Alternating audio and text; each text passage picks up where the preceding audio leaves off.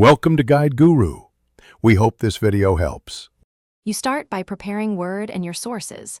Open the document and set the style to your institution's Harvard variant so formatting stays consistent. Collect full source details now: author, year, title, publisher, and page numbers, because accuracy prevents later edits.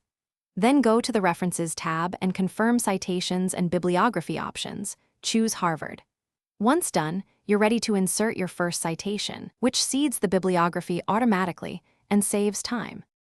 You insert citations by placing the cursor where the reference belongs, then choose Insert Citation and add New Source. This step ties in text citations to bibliography entries.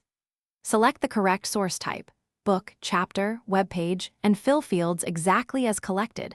Small mistakes change format.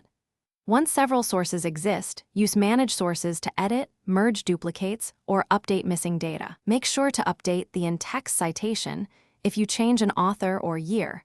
You finish by placing the cursor where the reference list should appear and selecting bibliography or works cited so Word auto-generates a Harvard-formatted list.